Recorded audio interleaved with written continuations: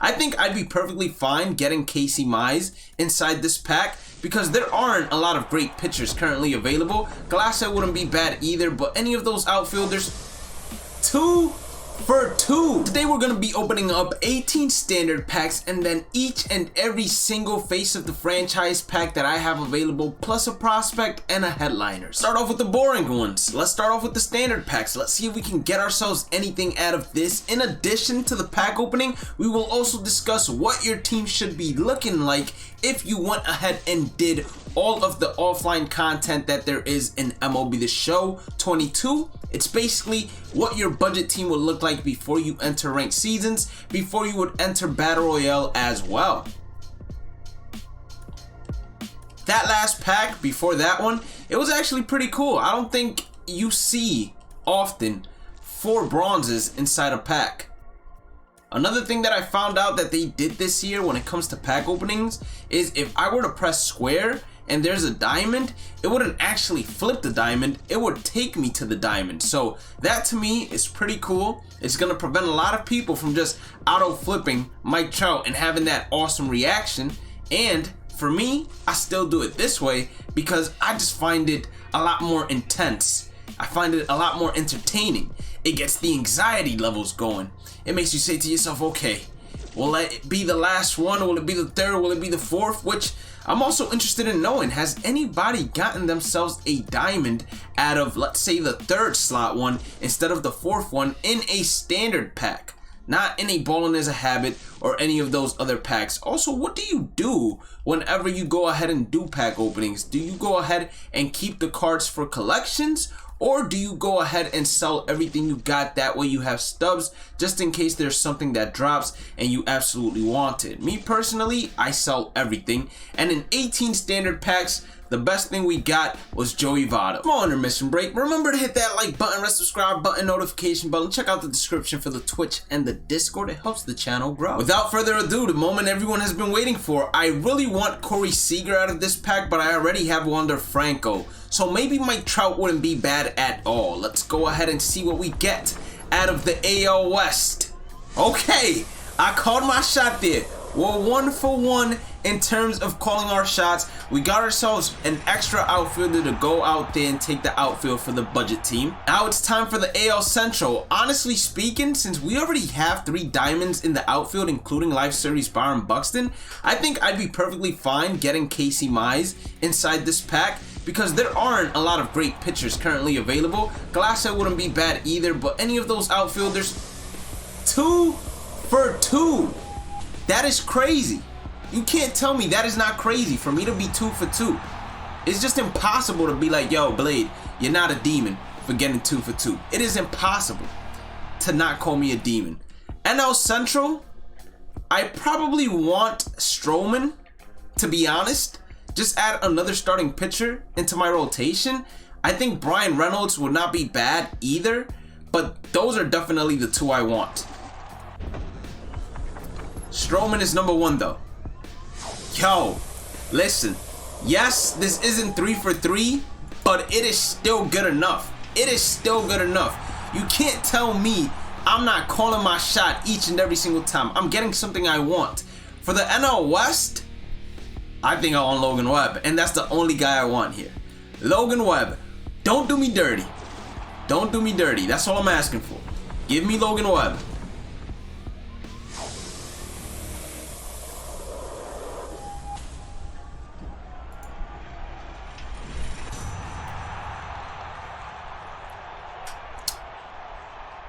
That was probably the worst one I could have gotten out of all the diamonds I could have gotten today. But we continue. Set 1 headliners who didn't feature Spencer Torkelson. Let's see if we go ahead and pull him inside this pack. Absolutely not. Alright, now I got some big advice whenever you have a choice pack. We start off with the West. You want to see what these cards are selling for, and in order to see perfectly, go into locations and it will tell you the buy now, sell now. These cards, the ones that are getting picked the most, are usually going to be the ones that sell for the most in the future. So despite me wanting Corey Seager, I believe that it probably is a better investment to get Sean Murphy because Sean Murphy will be picked less and will probably sell for a lot more in the future. And that was if I was looking to do investments in a way, but I'm still picking Corey Seager. I don't care. I want that card on my squad. We're going to do the same thing for the Central. As we look into locations, 1916K, 1916K. Is everybody 1916K here?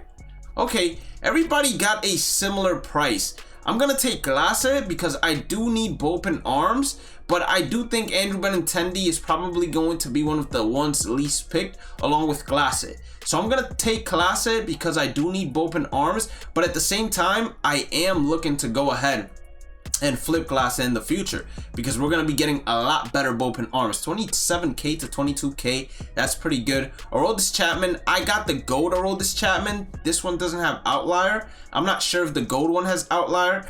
I already got Wander Franco, and then Manoah is the final one. I think I'm going to take Cedric Mullins, even though I don't think he's going to be the one that's least picked. The least picked is probably going to be Wander Franco, but because I already have him, I don't want to waste 2 on him either. NL East is going to be interesting. 26, 23K, 25. Jazz obviously is going to be the one most picked without a doubt. JT, let's go ahead and add JT to the squad. This one I am looking to make a flip on as well. I'm just letting you guys know ahead of time. And then for the Central, Stroman is selling for cheap. Holy, I mean, most of these cards are selling for cheap. It's like the Central is not getting any love. Joey Votto is probably going to be the least picked one here. So in the future, his price is probably going to be one of the highest ones. We'll take Devin Williams here to add to the bullpen as well, getting some bullpen arms. It's always important to have some good bullpen arms. Here, no matter what the price is, we're going with Logan Webb, and we're not looking to flip Logan Webb either. We're looking to add him to the starting rotation. And then last but not least, we got ourselves 2 prospects to pick from. We're just going to select whatever we don't have already. And this is going to get us a whole lot closer to Adley Rutschman. In case you're wondering which Adley Rutschman we're talking about, the 91 overall Adley Rutschman Collect 25. We're going to be getting prospect packs from the Central map dropping tomorrow in Conquest. So eventually this will be my starting catcher. That's why I said that I did not feel too happy about getting Carson Kelly. Now before I show you my no money spent squad, I am currently at 492,000 experience. I have done all of the showdowns. I have also completed the Face of the Franchise West, and the only things I'm missing are the collections for the Nike City uniforms. I've already done the Babe Ruths, and I've already done week 2 and week 1, or I'm almost finishing up with week 2, and I am currently on my mini season. I have about 16 wins. This is how my no money spent budget team looks. We have Cedric Mullins in left, Brian Reynolds in center, Mike Trout in right, JT Realmuto at first, Jazz Chisholm at second, Wander Franco at short, Corey Seager at third, and then Carson Kelly behind the dish. You get Mike Piazza from the Conquest map. Willie Mays was an event reward. Alfonso Soriano, event reward as well. Didi Gregorius, Conquest map. And then Jim Edmonds, we got him from the featured program, one of the AL Flashbacks and Legends pack. In terms of the starting rotation, we got Don Sutton. That is an event reward. Logan Webb, Casey Mize, Nolan Ryan, event reward, and then Micah Bell, he was from the prospect pack. In terms of our bullpens, we have Devin Williams, we have Emmanuel Glasse, Kerry Wood is from Conquest, Rob Dibble is from the NL Flashbacks and Legends. Aroldis Chapman, we got him from a standard pack, so I decided to include him. And then we also have ourselves Mariano Rivera, Brian Wilson, and Rich Gossage. So if you wanted to, you could replace Aroldis Chapman and say, okay, since you got him from a standard pack, let's say you had the worst luck in the world, and we would put a common in there instead. That's still a pretty good team for spending no money on the game.